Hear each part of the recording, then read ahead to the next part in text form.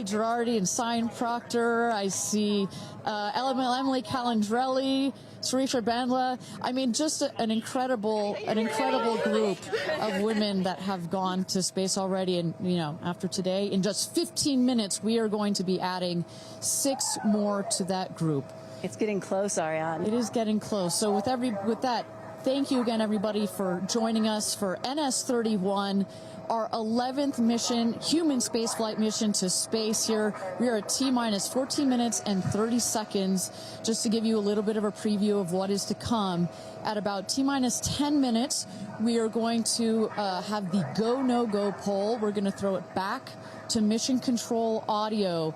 And basically what that is we go through each of the important subsystems, and our flight director, shout out to Michelle Christensen, our flight director, our first female flight director at Blue Origin. She's going to lead that poll, and we're going to go to each one of the groups and say, are you ready to go for this flight? Is your subsystem ready to go for this flight or not? And they will go around the room, and with the final go, no go, it will be game time here in West Texas for this launch. Look at that. Now, this child is a little younger than you were when your parents went to space. A little bit older. Oh, excuse me, a little older, pardon me. Yeah, because I was just 15 months old when my mom flew in space. And, you know, I think about what it must have been like for her to be a first-time mom and training for her first space flight all in 1 year. And she was a part of NASA's original first 6 women astronauts alongside Sally Ride. Of course, it took them, those first 6 female NASA astronauts, 2.5 years for all of them to fly into space. Now, today, Blue Origin is going to send 6 women into space in a single day. I mean, that's pretty cool right there. Incredible perspective. Also, that was your mom like just 6 months? You were just 6 months old when she started training? She was assigned to her first space flight when she was 8 months pregnant with me. Can you imagine? God, I have a 6-month-old. I can barely fly down to West Texas from Seattle. She gave birth to me on a Friday and was back in the astronaut office on Monday. I don't recommend doing that. As a mom of 2 myself, you're a mom of 2, I probably wouldn't do that. But respect. She did, you know? Respect, that's huge. But I've asked her, I'm like, why did you do that? You know? And she said, because I felt I had to prove something. I felt that I had to, you know, pave a trail for women to come. And so as I'm sitting here today, I'm thinking a lot about what she did, the sacrifices she made to make what's happening today. Again, it's not normal. Human spaceflight will never be normal or routine, but this is the beginning of making this kind of travel. We got 4 moms on board, a grandmother, making these types of people going into space very routine. Now, talking a little bit about that, getting back a little bit into the flight profile and what they're going to feel as part of this now routine flight. So the 6 astronauts are currently in the capsule right now, all strapped in, ready to go. Their audio is working. We are waiting for the T-minus 10 here for the go, no go poll. At T-minus 0, you guys are going to, all of us will hear the pop. That's the ignition of the BE-3 engine. It holds down the rocket for about 5, 6, 7 seconds. Inside the capsule, they'll start to see the glow of the flame, and then they will lift off. They will take off. They are in a somewhat reclined seat, and they'll start to feel the G-forces on their body. And so kind of like sitting in a car that's accelerating, it pushes you back against the seat. That's the same here, except they're going up. They will accelerate to they'll have 3 Gs. So here on Earth, we're at 1 G. When you accelerate to 3 Gs, so like if you're 100 pounds, it feels like you are then 300 pounds. But Kristen, crazy. It's crazy. But in that reclined position, it's dispersed across your body. Bad. It's not as bad. It kind of feels like a weighted blanket. Oh. And then it nice eases and cozy. up. It's nice and cozy as it gets nice and dark. I'll take a weighted blanket right about now. But they're not, don't worry, it's going to get nice and dark, but there's no sleeping on this. They are going to have the most incredible view out of those windows. The capsule will separate from the booster. That's when they're going to feel weightlessness. They'll get the about 4 minutes to unbuckle, enjoy the weightlessness, enjoy the insane views out of those windows. They'll buckle back in. come back through the atmosphere. That's actually when they're going to have the peak G-forces. They peak at about 5 Gs. Which is kind of counterintuitive. You wouldn't think that you would feel the max G-forces on the descent, but that's when you do. But that's when you do, and it's kind of like, because you're coming back through the atmosphere, right? It's thin up there. You come back through the atmosphere. It's thick.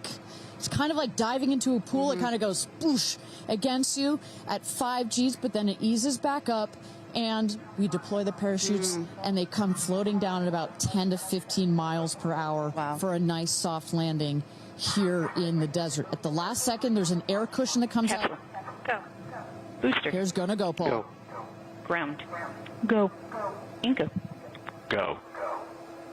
Safety. Go. Capcom. Go. Engineering. Go. This is the flight director. New Shepard is go for launch. Booster, commence terminal count. Protocol flight. Yeah, baby. Go for launch. My favorite words.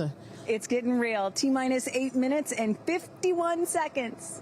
Until our 11th human space flight, the first all-female crew flight to space. All 6 of our astronauts are loaded in the capsule, waiting for just 8 minutes and 30 seconds to go here. Now, Kristen, we just kind of walked through the flight profile, what it's going to feel like for our astronauts. Oh, we got Carissa up on the tower to chat with more friends and family. Carissa, who you got out there?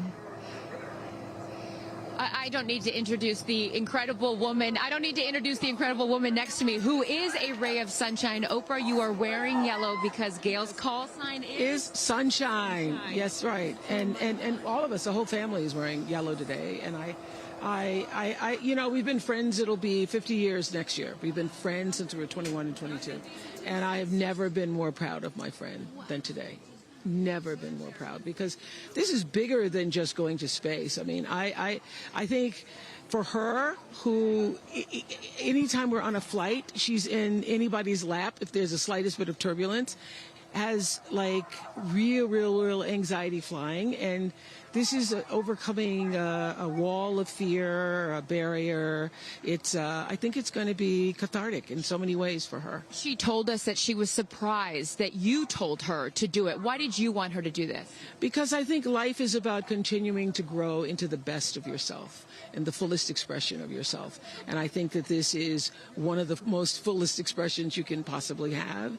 And I know that I felt deeply that she would regret it. And I didn't want to hear about it for the next 15 years. I wish I had gone, you know. And I said, there's only one time that all the women are going up for the first time. You know, there will be other trips, but there's only one first time. Incredible. So to be a pioneer is great. What was the last conversation you had with her? I said, peace be still. Hold the God's unchanging hand. He's got your back. That's it. That's it. I know that as we're counting down here, we're getting excited for that go for launch moment. How are you feeling as her best friend? I feel so calm. I don't think I've ever been more calm, because I think it's already done.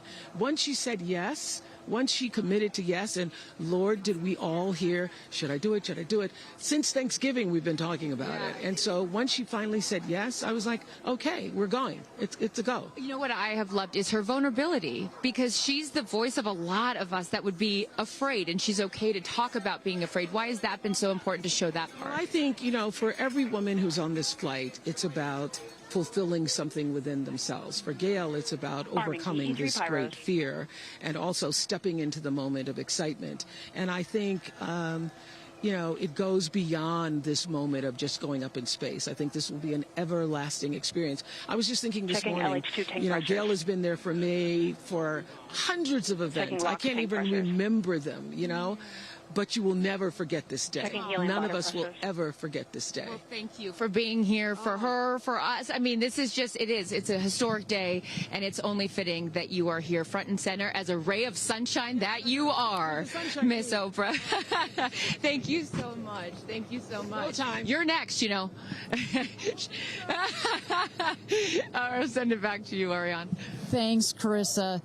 Wow, to see Oprah down here. No, I'm not besties with Oprah, not yet anyway, but if Oprah told me to do anything, I would do it. I don't think Gail had a choice after Oprah said, girl, you got to do this. She had to do it. Ariane, we are under T-minus 5 minutes until these ladies hopefully launch into space. And, you know, you were just talking about what these women are going to feel when they launch.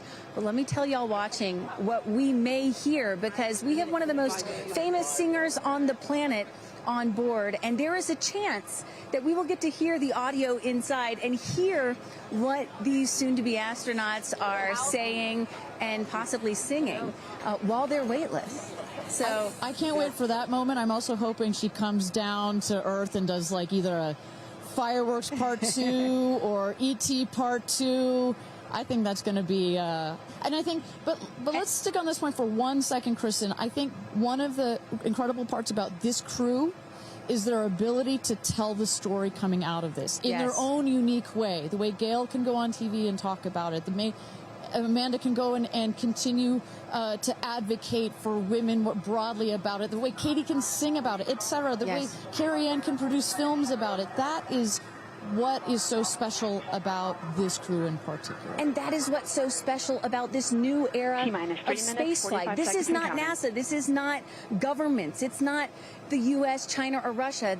This is the commercial era. These are private companies, and this is Blue Origin sending the first all-female crew into space since 1963. And this is all going to happen so fast in just a few minutes, about 10 or 11 minutes from launch to landing. And don't worry, guys, I did the math. In case you're wondering, total duration of this mission is just about 3 Katy Perry fireworks songs. So play that song 3 times. That's how long this mission's going to be.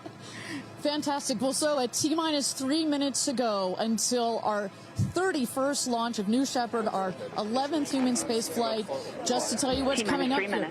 At T-minus 2 minutes, we send the show over to the vehicle. It goes into autonomous mode. Command engine controller ready to start. We have our team, of course, in mission control that have their eyes glued to the screen there.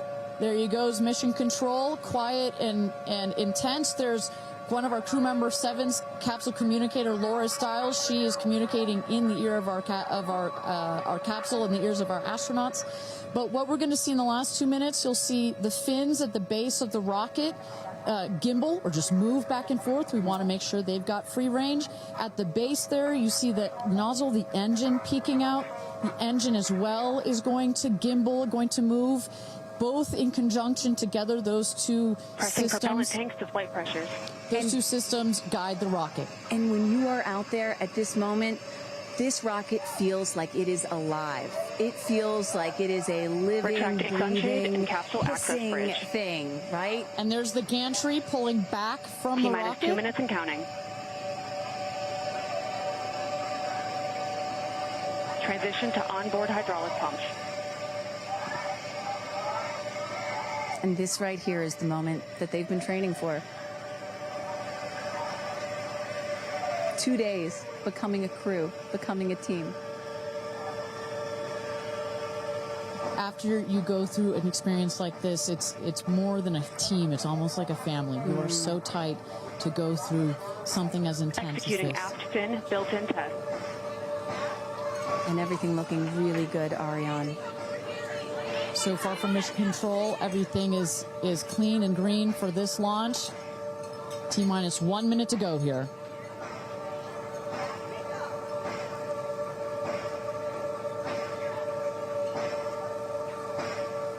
Engine thrust vector control built-in test in work. Vehicle is now on internal power. So in a moment here, we'll see those, what they call the bit checks, the built-in test checks. As you mentioned, Kristen, inside the capsule, you know, as you said, this is like a bridled beast. This thing wants to take off. Switch to onboard helium. Here we go. Good luck and Godspeed, ladies. We're cheering you on from Let's planet launch Earth. this rocket. Thrust termination system is armed. Whew. T-minus 22 seconds and counting.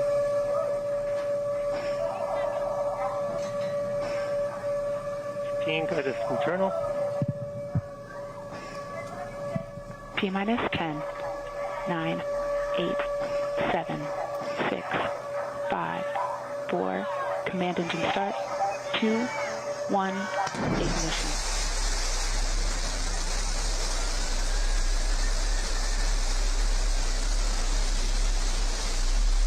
Liftoff. New Shepard has cleared the tower.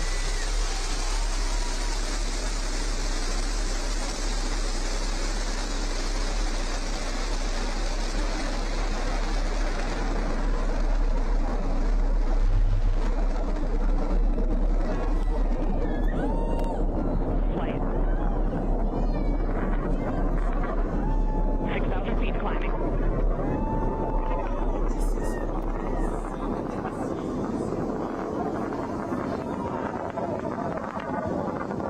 Begin throttle down for Q limiting. Engine response looks good.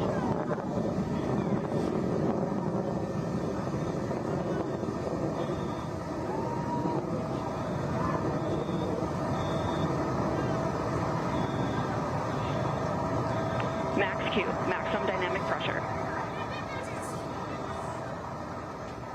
Mach 1, vehicle is supersonic. Engine back up to full throttle. Supersonic. We have passed through max Q, maximum pressures look dynamic good. pressure. That's when the vehicle, the stresses between the atmosphere Passing and the 47,000 speed feet are and at the climbing. maximum. So to punch through that is so important. You see the BE3 engines is firing beautifully. You see the stream of steam behind it. Those ladies right now are 1 minute, having 40 an seconds into flight. incredible view on their way to space. Passing through 80,000 feet, 1,300 Passing miles per 85,000 hour. feet. You're going to peak at about 2,300 miles an hour over Mach 3, 3 times the speed of sound. Shortly coming up, we'll have MECO, main engine cutoff. We will turn off the engine, but the two craft, the capsule and the booster, will continue their ascent to Stand by, space. MECO. Stand by, MECO.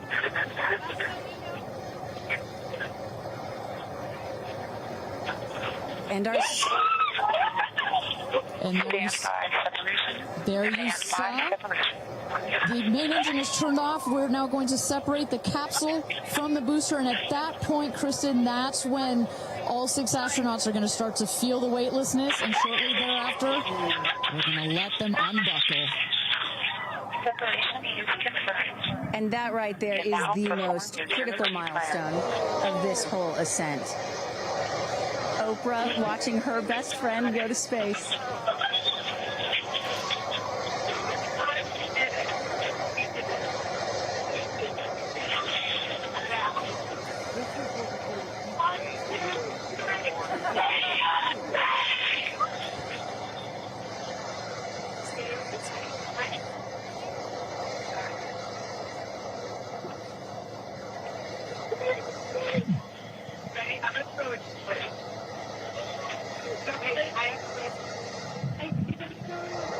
And the two craft is separated.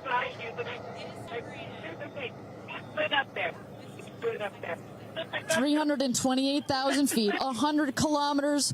Welcome to space, ladies, or shall I say, astronauts. Oh, the moon! You guys, I have to tell you, look at the moon. Look. Oh, my God. Oh, my God. Oh, my goddess. That's our pink moon. I love you, Jackson. And just in case it wasn't So clear, much. those are the astronauts. Those are their voices that you're hearing. And there, they have hit apogee, the highest point in flight, well over 345,000 feet, well over the Kármán line. Wow.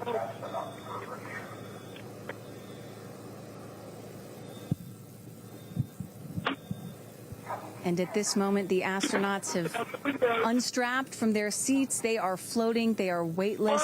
They are experiencing zero-G for the very first time in their lives. And Katy Perry did say that she was going to sing in space. I'm waiting for it. Waiting for it. 1 minute warning. 1 minute warning. So that is Capcom indicating a 1-minute warning for our astronauts to take in those last views before they get buckled back into their seats. At this point, both craft are descending already.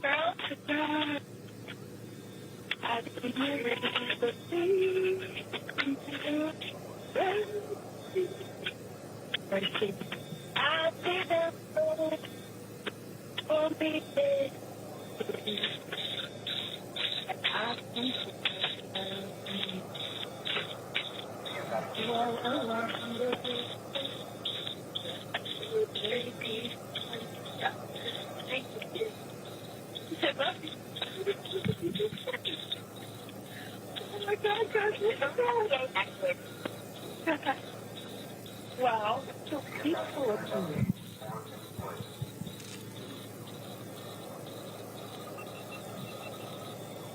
And you hear Dragon, report status. Copy. Whip, report status.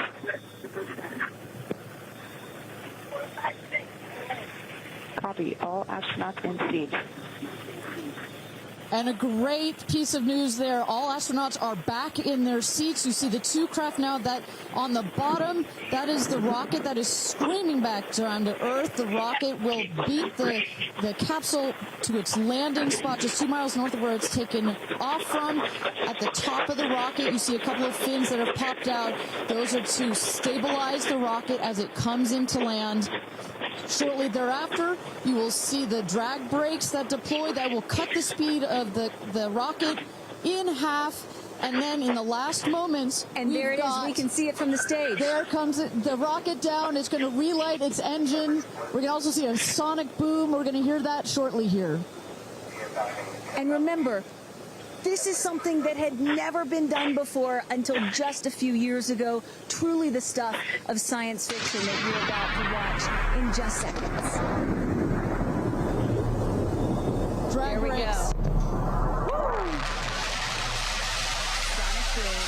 Engine relight.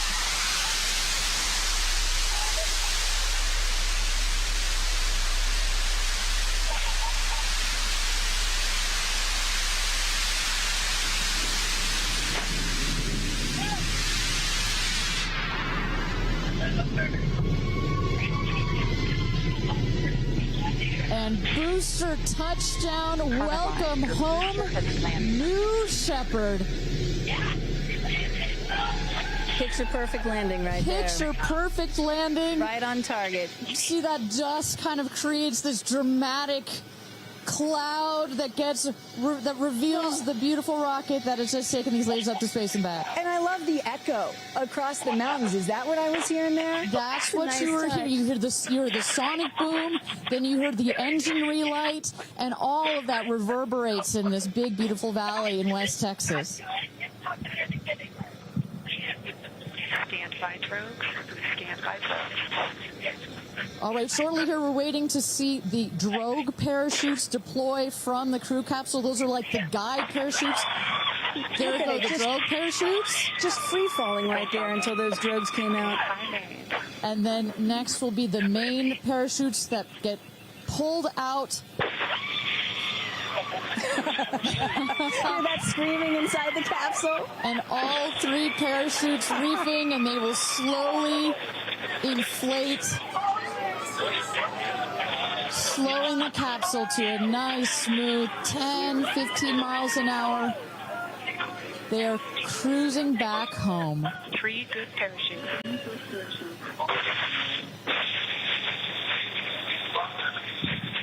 And I tell you, Kristen, from having gone through all of the simulations, I have gone through all of the training.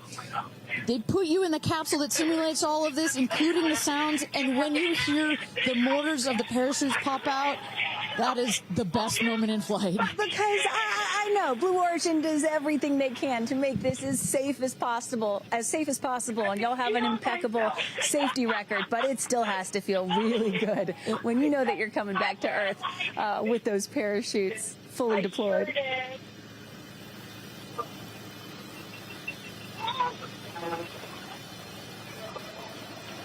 And we can see the capsule just over our shoulder here, going to be landing north and east of the launch pad coming down softly and beautifully. 500 feet.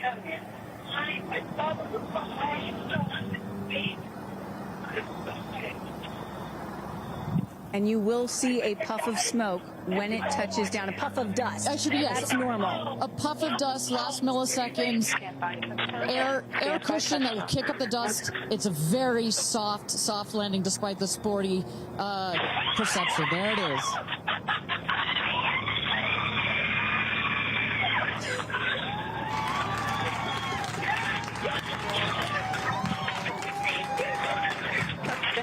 Congratulations and welcome back to Earth. Do status check. Double shot. Kristen, just some incredible images there. The capsule. Copy. Welcome back. Feather. Nice. Let's wait for just a moment here. Make sure they're doing health checks in. Beautiful. Dragon.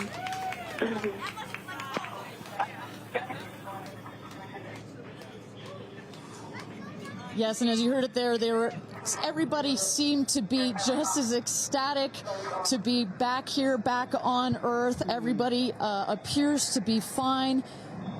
Beautiful shot there of the capsule down in the desert. As we were just saying, it looks like a tough landing, right, but it is an air cushion in the last milliseconds that just makes it even softer. I will also note the parachutes landed very close to the capsule. That's just an indication that there's not very much wind out here today. A beautiful day for a launch and landing. A beautiful day to add 6 more names to the roster of astronauts that have been over the Kármán line into space. Carissa Thompson, what's the view from your road to recovery in the truck? Oh my goodness, you guys, as I've told you, this is my first launch. So standing out here with family, that moment of watching the rocket,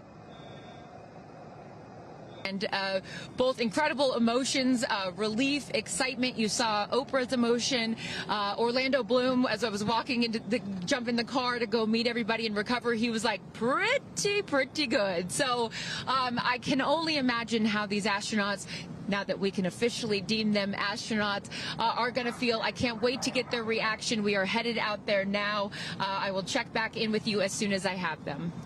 Sounds good, Carissa. And as everybody can see, she is those recovery crews are screaming out there. So we actually send them out as soon as we spot the capsule.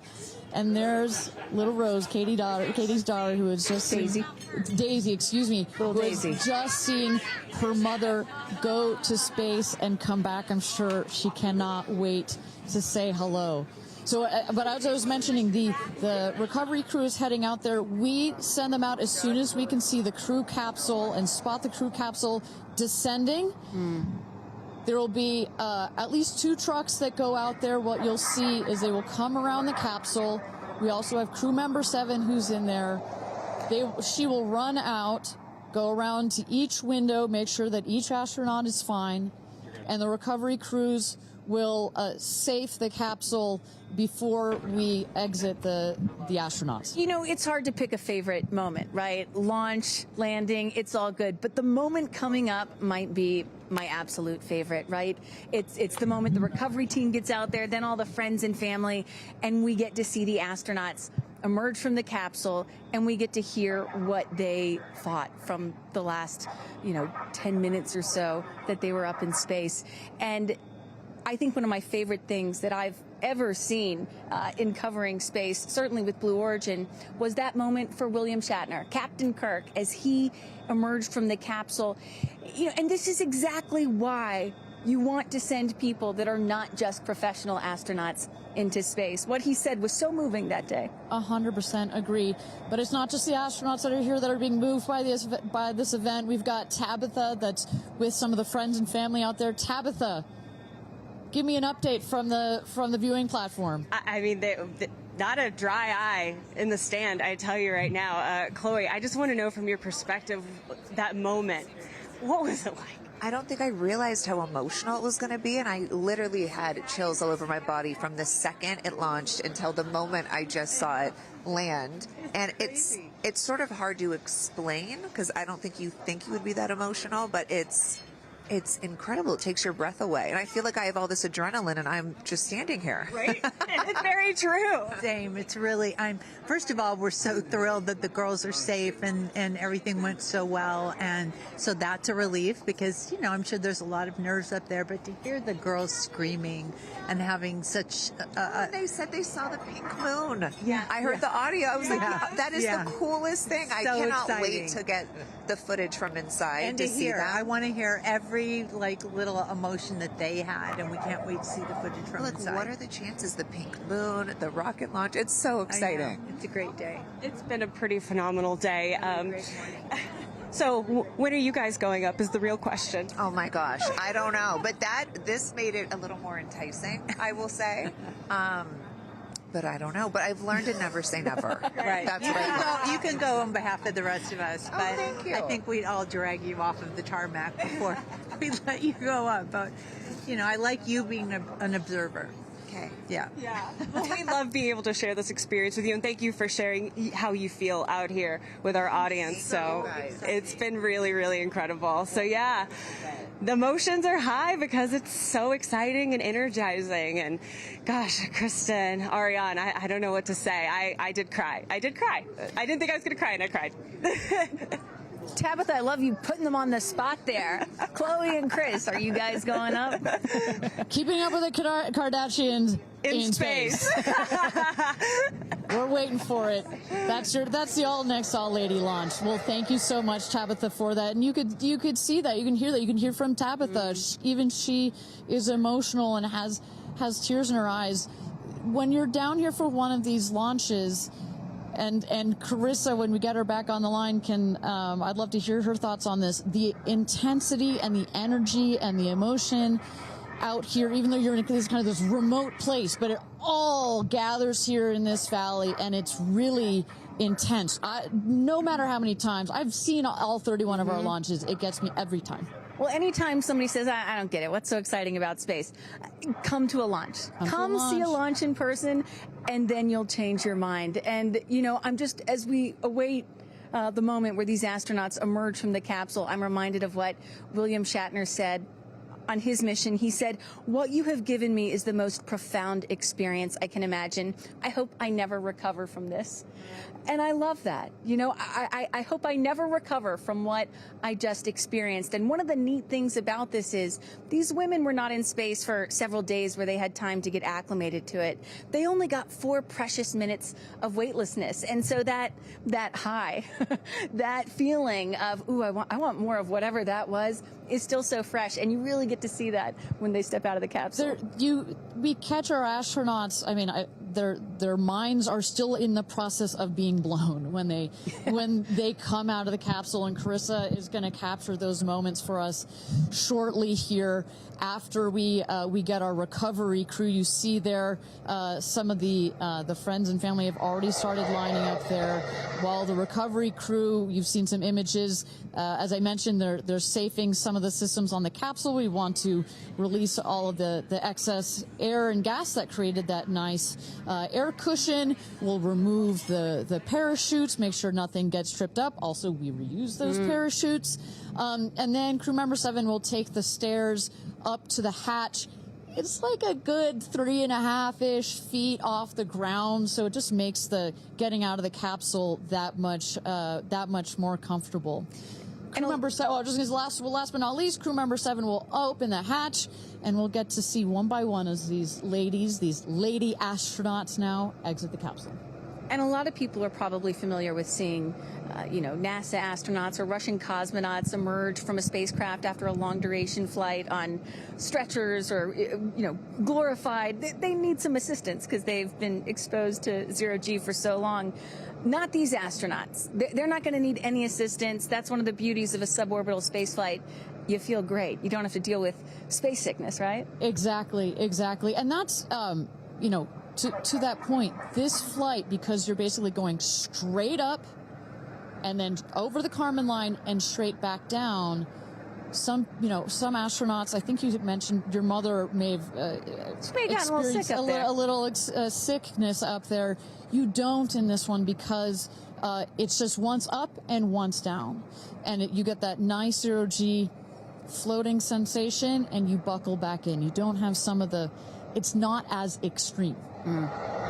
So do you have an astronaut that you're looking forward to hearing from the most? It's really hard to pick. Yeah. I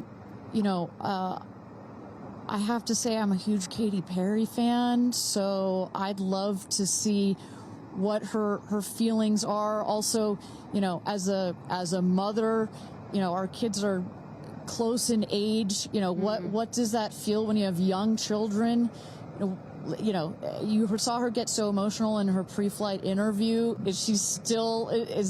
Is that still the weighing emotion, or is she still just, oh my God, I saw the stars, I saw the curvature of the Earth? What's going to come out of her mouth, but really her heart? And is that Jeff Bezos out there right by the capsule? Kind of hard to see. That is correct. That is Jeff Bezos, our founder, on the left, as well as Sarah Knights, our crew member 7. And I just want to thank our viewers for joining us. NS-31, New Shepard's 31st mission to space, our 11th human space flight. From all parts of this flight, for the booster, for the capsule, for our astronauts, a completely successful flight, one of the smoothest flights we've had so far. And we're now just awaiting the opening of the hatch so we can get some views from our 6 new astronauts. Phelps. And I would imagine Lauren Sanchez in seat 1 will be coming out first. That is correct. They'll go. She's in seat 1, which is next to the left. The left window there. She will go first. And then last in number 6 is Carrie Ann. That is the window on the right. Side canyon.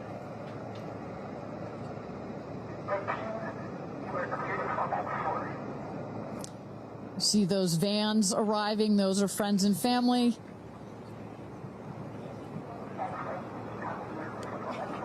And that's Carrie Ann looking out the window, in the window to the right there. Lauren Sanchez on the left, and you really get a sense for just how big these windows are. I mean, when you're inside this capsule, it's almost as though you're getting a full 360 panoramic view. One of the cool features of this capsule, the largest windows of any spacecraft. So over a third of the surface area of this craft is windows, and that's on purpose.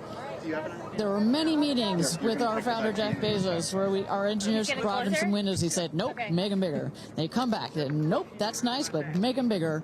And what you get here, why is that so important? So many of our astronauts have said, when I got out of my seat, I looked at outside my window, and I turned around, and I looked at the other 5 windows, and my brain created a panoramic view, a panoramic photo of it, because so much of the capsule is windows, and it makes for just an incredible experience.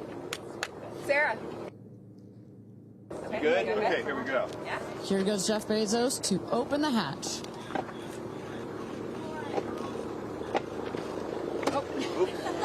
She didn't really close it again. Come on out, guys.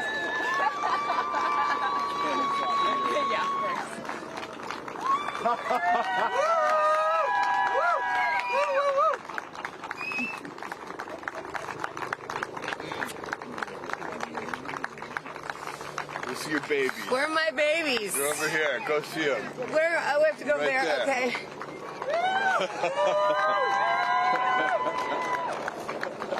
Katie! Woo!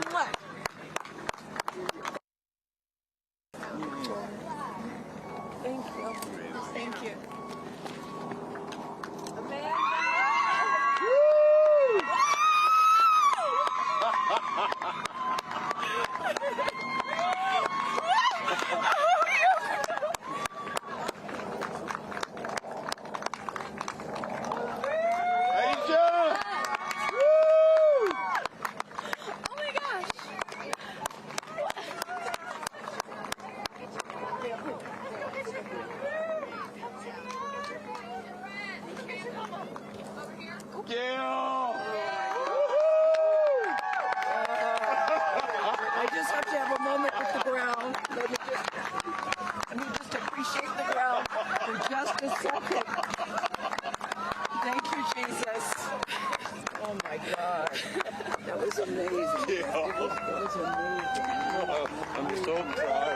so proud of you.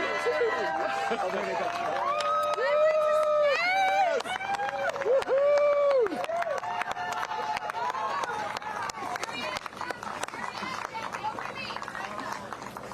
Amazing.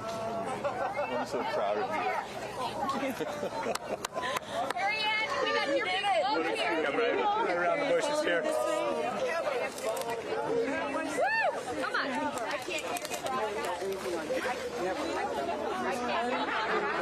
I have no, it's not working. So someone just tell me when we're on.